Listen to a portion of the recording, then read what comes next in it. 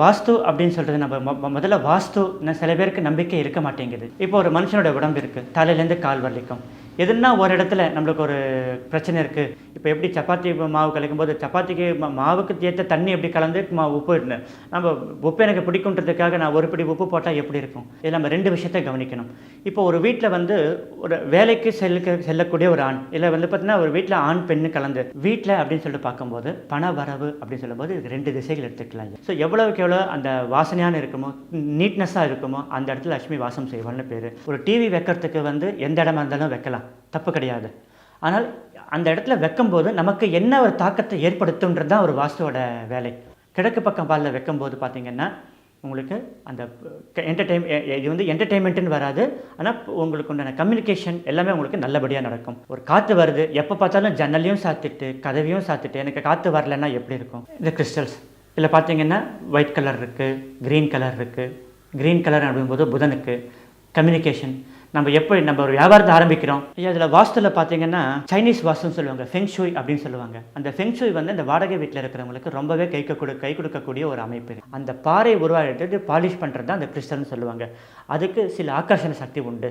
சில விஷயங்களை அப்சர்வ் பண்ணிக்கும், பல விஷயங்களை அப்சர்வ் பண்ணிக்காது. பீஷ்மாச்சாரியார் வந்து அம்பு படைக்கல படுத்துட்டு இருக்காரு. அவங்கள பார்க்கறதுக்கு கிருஷ்ணர்லேருந்து பஞ்சபாண்டவர்லேருந்து எல்லாருமே வராங்க. அதே போல் ஒரு பிஸ்னஸ் பண்ணுறாங்க, ஒரு ஹோட்டல் பிஸ்னஸ் பண்ணுறாங்க, இல்லை ஏதோ ஒரு தொழில் பண்ணுறாங்க அப்படின்னு சொல்லும்போது டாட்டாய்ஸ் பொம்மை கிரகங்கள் நவ கிரகங்கள் இருக்குது, ஒவ்வொன்றுத்துக்கும் ஒரு கலர் உண்டு.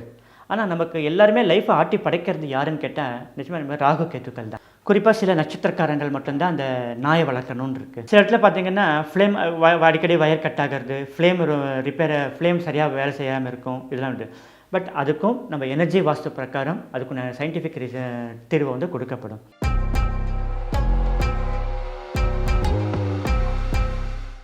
ஐயா வணக்கம். வணக்கம். இன்றைக்கி நம்ம ஒரு ஜோதிடர் ஐயாவை பார்க்க வந்திருக்கோம். ஐயா உங்களை பற்றி ஒரு சின்ன அறிமுகம் நம்ம நேர்களுக்கு சொல்லுங்கள் ஐயா. ஓம் காஞ்சிவாசாய வித்மஹே சாந்த ரூபாய தீமஹி தன்னோ சந்திரசேகரேந்திர பிரச்சோதயாத். பூஜ்யாய ராகவேந்திராய சத்யதர்ம ரதாய ச பஜதாம் கல்பவ்ருட்சாய நமதாம் காமதேனவே. ஆன்மீக அன்பர்கள் சேனல் நேயர்கள் அனைவருக்கும் என் இனிய அன்பு வணக்கம். என்னோடய பேர் வந்து ரவி பரத்வாஜ். 2008 ஜோதிடத்தையும் வாஸ்துவையும் நான் தொழிலாக பார்த்து கொண்டிருக்கேன். ஜோதிடத்தில் எம்ஏ அஸ்ட்ராலஜி, டிப்ளமா இன் வாஸ்து படிச்சிருக்கேன். இப்போ சமீப காலமாக தேசிய ஜோதிடர் நல கூட்டமைப்பில் சென்னை மாவட்டத்தினுடைய செயலாளராகவும் நான் இருக்கேன். நான் வந்து என்னோடய அலுவலகம் வந்து மடிப்பாக்கத்தில் இருக்குது. செவ்வாய்க்கிழமையும் ஞாயிற்றுக்கிழமையும் வார விடுமுறை. மற்ற நாட்களில் ஃபோன் மூலம் அப்பாயின்மெண்ட் வாங்கிட்டு என்னை வந்து நேர்லேயும் இருக்குது, வாட்ஸ்அப் மாத்திரம் ஆன்லைன் மூலமாகவும் பார்க்கலாம். இப்போ உங்களை பற்றி கேட்கும்போது நீங்கள் வாஸ்து பார்க்கறதுல ஒரு நிபுணர் அப்படின்னு சொன்னாங்க. வாஸ்துனா என்னென்ன விஷயங்களுக்கு பார்க்குறீங்க ஐயா? வாஸ்து அப்படின்னு சொல்கிறது நம்ம முதல்ல வாஸ்து சில பேருக்கு நம்பிக்கை இருக்க மாட்டேங்குது. வீட்டில் போய் என்ன சார் இருக்குது அப்படின்னு சொல்லுவாங்க. இப்போ உதாரணத்துக்கு நான் உங்களுக்கு சொல்லிகிட்டே வரேன். இப்போ ஒரு மனுஷனோட உடம்பு இருக்குது, தலையிலேருந்து கால் வரைக்கும் எதுனா ஒரு இடத்துல நம்மளுக்கு ஒரு பிரச்சனை இருக்குது. விரல்கள் சரியில்லை, இல்லை கால் சரியில்லை, ஒரு கால் சின்னதாக இருக்குது, ஒரு கால் பெருசாக இருக்குது, இல்லை ஒரு கை எஃபெக்ட் இருக்குது, இல்லை கண்ணு கொஞ்சம் இதுவாக இருக்குது. அப்போது நம்ம பார்த்தோன்னே என்ன தெரியும், நமக்கு ஒரு குறை இருக்கிறது தெரியும். ஆனால் வாஸ்துவில் வந்து அப்படி இருக்க தெரியாது. எந்த பக்கம் இப்போ பஞ்சபூதங்கள் அமைப்பு தான் இந்த உலகம், நம்ம மனுஷனோட உடம்பும் அதே தான். அதனால் வாஸ்து அப்படின்றது ஒரு சயின்டிஃபிக் மெத்தட்னு சொல்லுவாங்க. அதாவது பஞ்சபூதங்களின் அமைப்பை வந்து ஒரு வரைமுறைப்படுத்துறது தான் வாஸ்து. எப்படி ஒரு மனுஷனுக்கு வந்து இதய துடிப்பு இருக்கோ அதே போல் ஒரு வாஸ்துக்கும் இதய துடிப்பு அப்படின்றது உண்டு. அதை சரியான விதத்தில் கணித்து அந்த இடத்துல நம்ம வீடு கட்டும்போது நிச்சயம் அவருடைய லைஃப் வந்து நல்லாயிருக்கும். ஒரு வாஸ்து குறைபாடு இருந்தால் என்ன நடக்கும் அப்படின்னா, ஃபர்ஸ்ட் ஆஃப் ஆல் எந்த திசையை பொறுத்து இருக்குது. இப்போ கிழக்கு திசை அப்படின்னு சொல்லும்போது அவங்க வந்து ஒரு என்ன சொல்லுவாங்கன்னா, ஒருத்தர்கிட்ட பேசாது, கம்யூனிகேஷன் கேப்புன்றது இருக்குது சொல்லுவாங்க இல்லையா, அந்த கம்யூனிகேஷன்றது வந்து அவங்களுக்கு சரி இருக்காது. ஸோ வடக்கு பக்கம் ஒரு வாஸ்து குறைவாக இருக்குது அப்படின்னா என்ன தான் பணம் வந்தாலும் அவங்களுக்கு செலவாகிட்டே இருக்கும். ஸோ இதுபோல் அக்னி, வாயு, நீர், இந்த மாதிரி ஒவ்வொரு திசையும் இருக்குது. இப்போ அக்னி திசையில் சமையல் இருக்கிறோம், ஆனால் அந்த இடத்துல பார்த்திங்கன்னா செப்டிக் டேங்கோ இல்லை மற்ற ஒரு தண்ணி அதிகமாக வைக்கும்போது என்ன ஆகுன்னா, ஒன்று நெருப்பும் நீரும் எதிரி. நெருப்பு அதிகமாச்சுன்னா நீர் ஆவியாக்கிடும், நீர் அதிகமாச்சுன்னா நெருப்பை அணைச்சிடும். ஸோ இப்படி ஒன்றுத்துக்கொன்று முரண்பட்ட ஒரு இடத்த வந்து நாம் அதை சரியான விதத்தில் பயன்படுத்தி, இப்போ எப்படி சப்பாத்தி மாவு கலக்கும்போது சப்பாத்திக்கு மாவுக்கு ஏற்ற தண்ணி எப்படி கலந்து உப்பு இருந்தேன், நம்ம உப்பு எனக்கு பிடிக்குன்றதுக்காக நான் ஒரு பிடி உப்பு போட்டால் எப்படி இருக்கும், அதே போல் சரியான விதத்தில் கலந்தால் சப்பாத்தி நல்லா இருக்கிற மாதிரி சரியான விதத்தில் நம்ம ஒரு வீடை கட்டும்போது நிச்சயம் அந்த வாழ்க்கையில் வந்து நல்லது நடக்கும். இது சில சமயத்தில் பார்த்தீங்கன்னா ஜோதிடத்தையும் மீறின, ஜோதிடமும் வாஸ்துவும் ஒன்று தான். எப்படி 12 ராசிகள் நம்ம ஜாதகத்தில் பார்க்குறோமோ அதே போல் ஒவ்வொரு 12 ராசிகளும் இந்த பூமி தத்துவத்தில் இருக்குது. அதே போல் பஞ்சபூதங்களை எப்படி நம்ம சொல்கிறோமோ இந்த வாஸ்துலேயும் பஞ்சபூதங்கள்ன்றது இருக்குது. நம்ம ஒரு வீடு கட்டுவோம், எல்லா பக்கமும் 5 அடி கேப் விடணுன்றது ரூல்ஸு. அந்த கேப்புன்றது ஆகாயம், ஸ்பேஸ் அப்படின்னு சொல்லுவாங்க. தென்கிழக்கு பக்கமாக அக்னி மூலைன்னு சொல்லுவாங்க. இப்படி ஒவ்வொன்றுத்தும் இந்த பஞ்சபூதங்கள். நெருப்புன்னு சொன்னால் சுடாது, ஆனால் தொட்டால் சுடும். ஆனால் நம்ம அந்த வீட்டில் வாழறோம், அந்த வீட்டில் வாழும்போது நம்ம நெருப்பு கூட இருக்கிற மாதிரி தான் கணக்கு, நம்ம வாயு கூட இருக்கிற மாதிரி தான் கணக்கு. ஸோ அதனால் இந்த வாஸ்து அப்படின்றது ஒரு சயின்டிஃபிக் அப்ரோச் அப்படின்னே சொல்லலாங்க.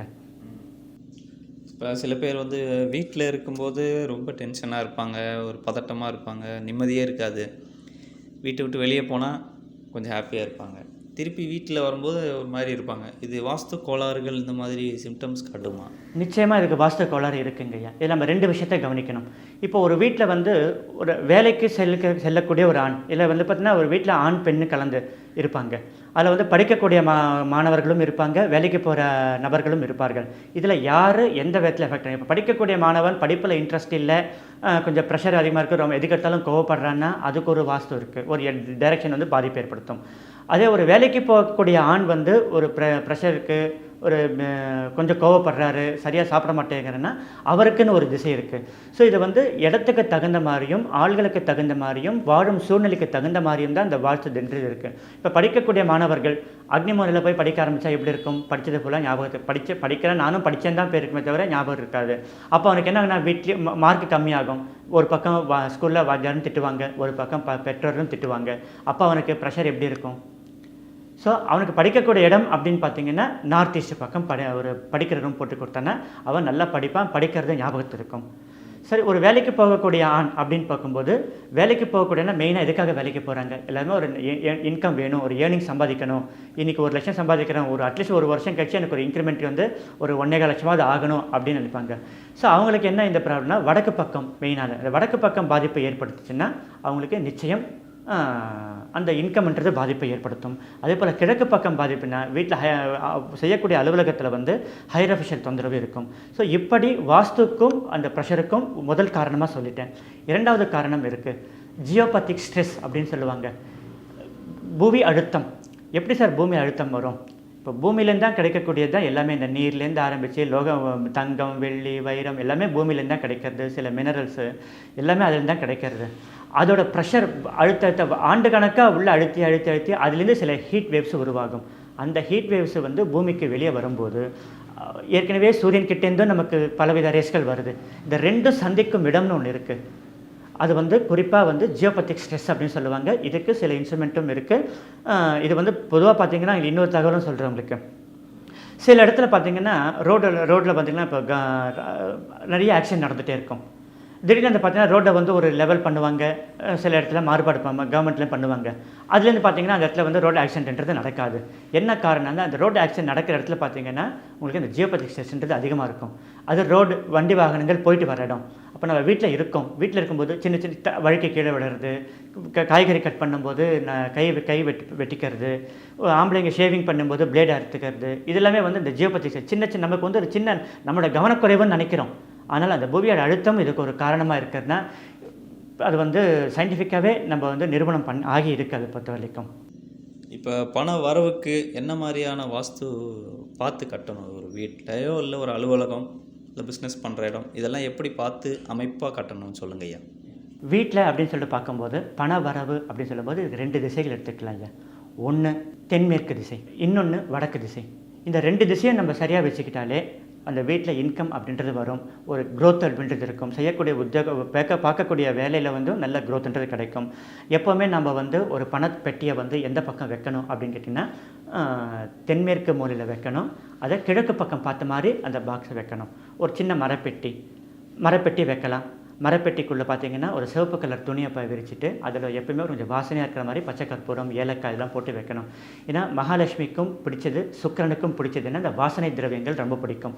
அதெல்லாம் சிவனை வந்து அபிஷேக பிரியன்னு சொல்லுவாங்க, பெருமாளை வந்து அலங்கார பிரியன்னு சொல்லுவாங்க. எவ்வளவுக்கு எவ்வளோ அலங்காரம், அந்த மகாலட்சுமின்றது மகாவிஷ்ணுவோட பத்னி தானே.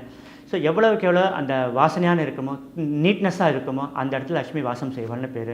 அதில் வடக்கு பகுதியும் தென்மேற்கு பகுதியும் நம்ம நீட்டாக வச்சுக்கிட்டாலே நமக்கு வந்து அதுவும் இல்லாமல் இன்னொரு விஷயம் இதில் கவனிக்கணும். தென்மேற்கு பக்கத்தில் யார் வீட்டில் ஜன்னல் இருக்குது அப்படின்னா அதை கூடுமான வரலைக்கும் மூடியே வச்சுடுங்க. எப்போனா ஒரு டைம் திறங்க, ஒரு 1/2 hour திறந்துட்டு அந்த ட்ரெஸ்லாம் க்ளீன் பண்ணிட்டு திருப்பி மூடிடுங்க.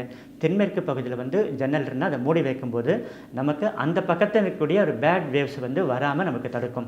அதே போல் அதுக்கு ஆப்போசிட்டில் இருக்கக்கூடியது வடகிழக்கு. வடகிழக்குலேருந்து வரக்கூடிய நல்ல காற்று தென்மேற்கு திசை பக்கம் போகாமல் நம்மளுக்கு உள்ளே சுற்றும். ஸோ அதனால் தென்மேற்கு திசையை நம்ம க்ளீனாக வச்சுட்டாலே நமக்கு நல்ல விஷயங்கள் பல லைஃப்பில் நடக்க ஆரம்பிக்கும். இப்போ சில பொருட்களை வந்து வீட்டில் வந்து திசை பார்த்து தான் வைப்பாங்க. இந்த மூலையிலேருந்து வைக்கணும், இங்கே வந்து டிவி, மிக்சி, கிரைண்டர், இங்கே குப்பை தொட்டி இப்படிலாம் வச்சு பார்ப்பாங்க. எந்த இடத்துல எதை வச்சு ஒரு வீட்டுக்குள்ளே? நல்ல கேள்வி சார். ஏன்னா நம்ம பொதுவாக நம்மளோட கன்வீனியன்ட்டாக நம்ம பார்ப்போம். ஃபஸ்ட்டு பாயிண்ட், ஒரு டிவி வைக்கிறதுக்கு வந்து எந்த இடமா இருந்தாலும் வைக்கலாம், தப்பு கிடையாது. ஆனால் அந்த இடத்துல வைக்கும்போது நமக்கு என்ன ஒரு தாக்கத்தை ஏற்படுத்துன்றது தான் ஒரு வாஸ்துவோட வேலை. சார் நிறைய ஷேர் மார்க்கெட்டில் லாஸ் ஆகிட்டேன் சார் அப்படின்னு சொல்லுவாங்க. நான் இத்தனைக்கும் நான் டிவியை பார்க்குறேன் சார், எல்லாமே பார்க்குறேன், என்ன கம்பெனியில் ப்ராஃபிட்டில் போகிறது, நல்லா ப்ராஃபிட்டில் போயிட்டே இருக்குன்னு சொல்லிட்டு இப்போ பார்க்குறேன், ஆனால் திடீர்னு லாஸ் ஆகிடுது, நான் வாங்கின ஷேர் விட. அந்த மாதிரி இருக்கிறவங்க குடும்பமான வரலிக்கும் மேற்கு திசை வாலில் டிவியை வைங்க. நீங்கள் கிழக்கு பக்கம் பார்த்துட்டு கிழக்கு பக்கம் உட்காந்துட்டு பார்க்குற மாதிரி இருக்கணும். அப்போ நீங்கள் மேற்கு பக்கம் பார்ப்பீங்க, டிவியோட ஃபேஸ் வந்து கிழக்கு பக்கம் பார்த்த மாதிரி இருக்கணும். அப்படி பார்க்கும்போது இது வந்து ஷேர் மார்க்கெட் ஃபீல்டு இருக்கிறவங்களுக்கு ஒரு நல்ல பலன் கொடுக்கக்கூடிய அமைப்பு. சரி சார், நான் ஷேர் மார்க்கெட்லாம் பண்ணுறதில்ல, எனக்கு மார்க்கெட்டிங் லைனில் இருக்கேன், இல்லை நான் பொலிட்டிஷியனாக இருக்கேன், இப்போ தான் ஒரு வட்ட செயலாளர் அந்த மாதிரி இருக்கேன், எனக்கு டிவி எந்த பக்கம் சார் வைக்கிறது? நீங்கள் வைக்கிறது கிழக்கு பக்கம் வாலில் வைக்கணும். கிழக்கு பக்கம் வாலில் வைக்கும்போது பார்த்தீங்கன்னா உங்களுக்கு அந்த இது வந்து என்டர்டெயின்மெண்ட்டுன்னு வராது, ஆனால் உங்களுக்கு உண்டான கம்யூனிகேஷன் எல்லாமே உங்களுக்கு நல்லபடியாக நடக்கும். சரி சார், நான் வந்து ஒர்க் பண்ணுறேன், ஒர்க்கு ப்ரெஷர் ஜாஸ்தியாக இருக்குது, வீட்டில் வந்தால் தூங்க முடிய மாட்டேங்குது, கொஞ்ச நேரம் ஹாயாக ரிலாக்ஸாக டிவியை பார்க்கணும். ஸோ அந்த மாதிரி டிவி பார்க்கணும், எந்த இடத்துல வச்சா நல்லாயிருக்கும் அப்படின்னு பார்த்தீங்கன்னா வடகிழக்கு பக்கம் வைக்கும்போது, இல்லை வடக்கு பக்கம் வைக்கும்போது, இந்த 2 பக்கத்தில் வைக்கும்போது என்டர்டெயின்மெண்ட் உங்களுக்கு நல்லாயிருக்கும், மனசு பீஸ்ஃபுல்லாக இருக்கும். இந்த மாதிரி நீங்கள் அந்த திசையில் இருக்கிறவங்க பார்த்தீங்கன்னா குடும்பமான வரலைக்கும் வயசானவங்களுக்கு கூட என்ன பண்ணுவாங்கன்னா அந்த cartoon TV, cartoon, comedy scenes இதில் தான் பார்ப்பாங்க. ஏன்னா அந்த மனசை ரிலாக்ஸ்க்காக பார்ப்பாங்க. ஸோ அதனால் ஒவ்வொரு திசைக்கும் வந்து டிவி வச்சா என்ன பலன் அப்படின்றது வாஸ்துவில் இருக்குது. இதான் குறிப்பிட்டு சில சொல்லியிருக்கேன். அதே போல் நீங்கள் பார்த்தீங்கன்னா washing machine. Sir washing machine என்ன சார், அதில் போய் என்ன சார் இருக்குது, தண்ணி போகிறதுக்கு நம்ம டேப் வேணும் இல்லை வேணும், அதனால் அதுக்கும் வைக்கிறதுக்கு இடம் இருக்குது. நான் வச்சுருக்கேன், எனக்கு எப்போ பார்த்தாலும் ரிப்பேர் ஆகிட்டே இருக்குது. ஆனால் எங்கள் பக்கத்து வீட்டில் பாருங்கள் சார், ஒரு வாஷிங் மிஷின் 10 வருஷம் இருக்குது, நல்லா க்ளீனாக போடுதுன்றாங்க. ஸோ அது குடும்பம் வரைக்கும் நம்ம வந்து என்ன பண்ணணும் அப்படின்னு கேட்டிங்கன்னா வடமேற்கு பக்கத்தில் வைக்கும்போது நல்ல ஒரு கண்டிஷனில் இருக்கும். ஏன் வடமேற்கு திசை அப்படின்னு கேட்டிங்கன்னா எப்பவுமே வந்து வடக்கு பக்கம் அப்படின்றது வாஸ்து புருஷனுடைய அந்த பில்டிங்குடைய தலைப்பகுதி அப்படின்றது வடக்கு பகுதி. ஏன்னா 0 டிகிரி ஸ்டார்ட் ஆகிறது. அப்போது ஒரு சர்க்கிள் 360 டிகிரின்னு வரும்போது உங்களுக்கு நம்மளுடைய இடுப்பு பகுதி, இடுப்பு கால் பகுதின்னு வரும்போது வடமேற்கு திசையில் வந்துடும். அப்போ அந்த இடத்துல நம்ம தண்ணி வெளியேற்றும் போது உங்களுக்கு எந்த வித எலக்ட்ரிக்கல் அந்த பொருள் எல்லாமே வந்து உங்களுக்கு நல்லா கம்ஃபர்டபுளாக இருக்கும்.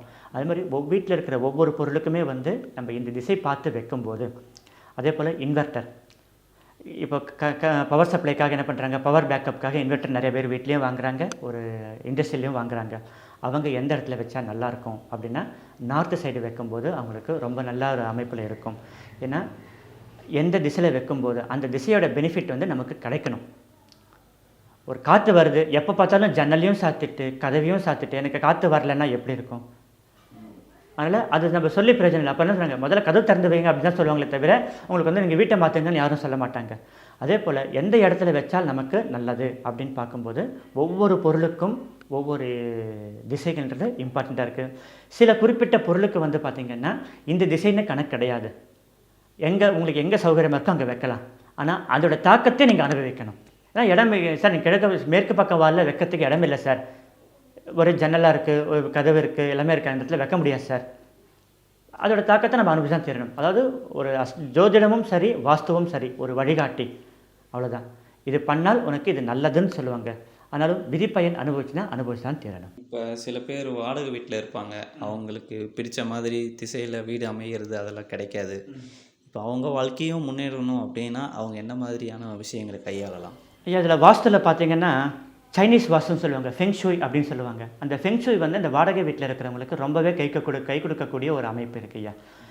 என்ன சமாச்சாரம்னா, இப்போ வாடகை வீடு ஆணி அடிக்க முடியாது, ஒரு எனர்ஜி பூஸ்டர் ராடு வந்து டைல்ஸை கட் பண்ணி உள்ளே வைக்க முடியாது, அந்த மாதிரி சில கண்டிஷன்ஸ்லாம் இருக்குது.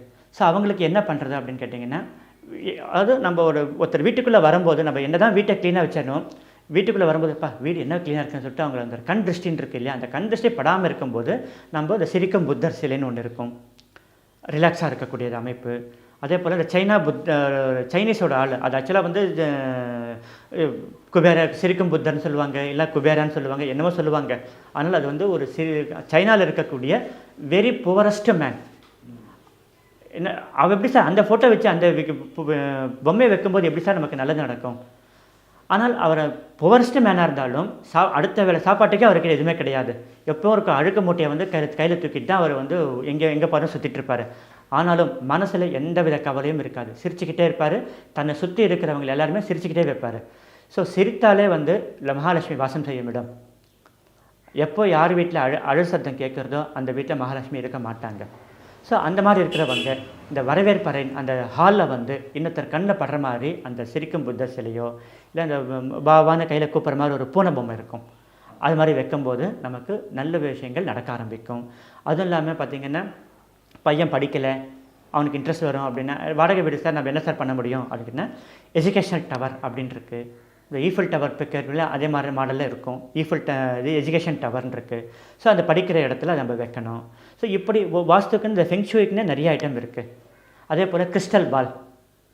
கிறிஸ்டல் அப்படின்றதுக்கு என்னென்னா, ஒரு வந்து தண்ணி இருக்குது இல்லையா, அந்த தண்ணி பூமிக்குள்ளே போய் அழுந்தி அது ஒரு பாறையாக உருவாகும். அந்த பாறை உருவாகிட்டு பாலிஷ் பண்ணுறது தான் அந்த கிறிஸ்டல்னு சொல்லுவாங்க. அதுக்கு சில ஆக்கர்ஷண சக்தி உண்டு. சில விஷயங்களை அப்சர்வ் பண்ணிக்கும், பல விஷயங்களை அப்சர்வ் பண்ணிக்காது.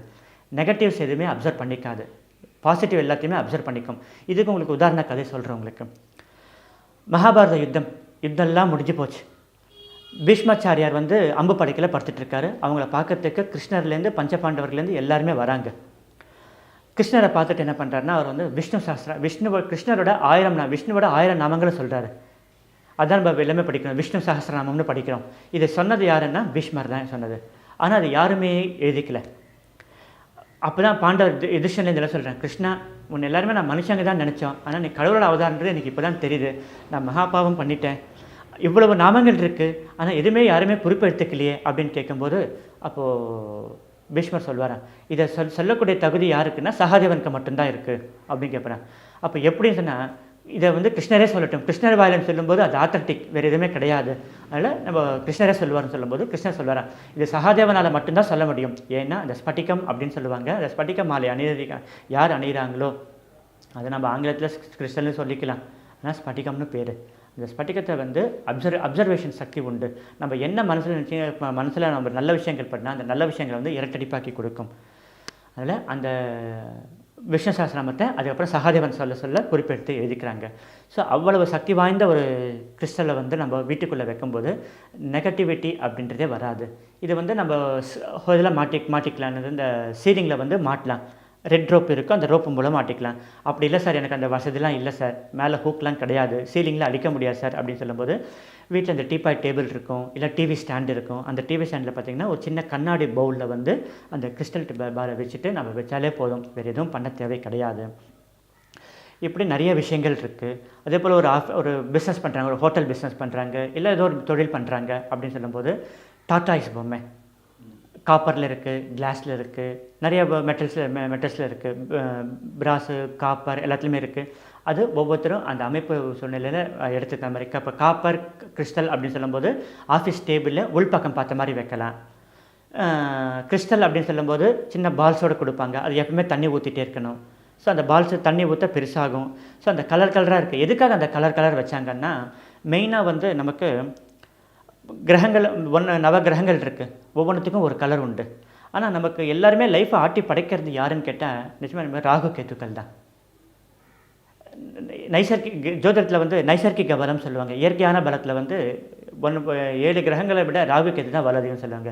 இதுக்கு ராகு கேத்துக்குன்னு பார்க்கும்போது பலவித வண்ணங்கள் அப்படின்னு சொல்லுவாங்க. ராகுக்கு கருப்பு எடுத்தால் கூட ஆனால் பலவித வண்ணங்கள் பார்க்கும்போது ராகுவோட அம்சம் வந்து அதில் நிறைஞ்சிருக்குன்னு சொல்லுவாங்க.